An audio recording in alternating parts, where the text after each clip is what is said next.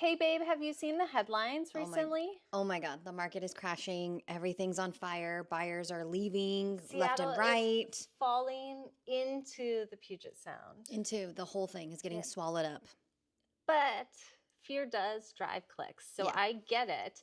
I think that it's totally different than what we're seeing here in Seattle. absolutely. So don't you think we should talk about that on this episode? Yeah, let's break down the data so that folks can better understand what it is that we are seeing on the ground. Absolutely.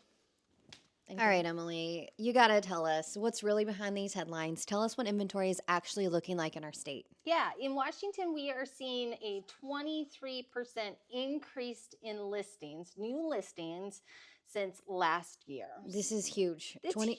23% is a huge number. Think about getting a pay increase of 23%. Like that's life-changing or lifestyle changing kind of income right there that's going to have a serious impact on the market. So, what do you see as being like the next thing we need to talk about after we have the inventory conversation? Because there's so much inventory, how long is it sitting on the market? Okay, well, supply and demand.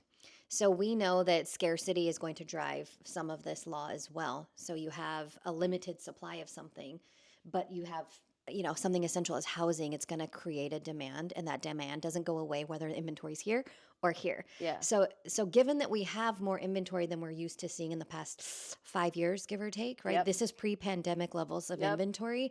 The fact that we have higher levels of inventory means we're probably seeing a correction in how much time these houses are sitting on the market. Translation, changing the expectation of a house being on the market 7 days or less and it moving closer to like 14, 21.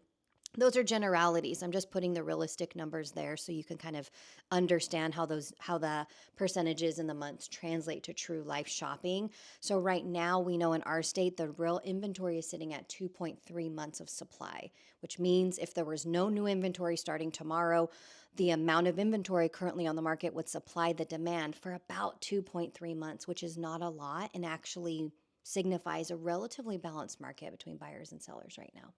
Yeah, and that's what this whole year is about. It's rebalancing because interest rates has remained kind of stable around that 6%. We're seeing that people can actually start to formulate a plan. Whereas when it was changing constantly, it was like, when is it going to come down? When is it going to go up? I don't know. That's helped to stabilize the market.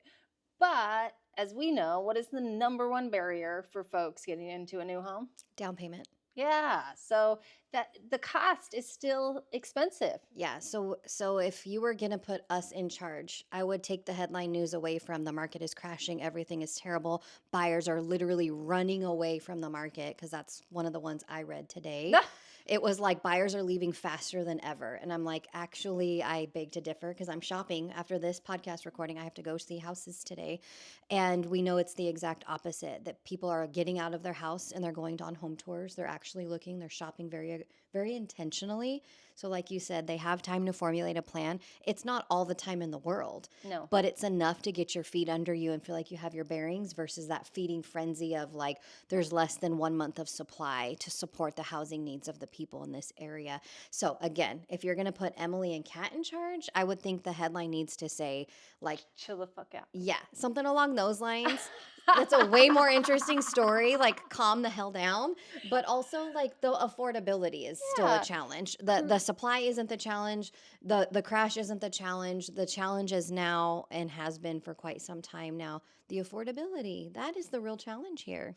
So when we look at affordability, we have seen a bit of a decrease in Washington state. When we do look at affordability over the last 5 years, the house prices have been climbing pretty dramatically, especially after the pandemic.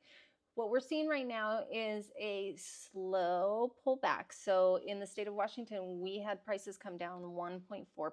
Is that a crash to you? No, 1.4% is very calm. It's very pretty still. Like sometimes when you're doing something in a rush and it's a frenzy, it gets all hot and sloppy. 1.4 is like very calm and intentional. Like that's a pivot. That's smart. I think that's needed. And I think it's going to be okay. And it's probably going to go a little further before we see it like slow down on that. And it's going to keep folks in their homes longer, because if their price point, if their home is not going up in value dramatically, they're probably going to sit it out a little bit longer until they can kind of recuperate some of that money. Yeah, I think that's fair to say.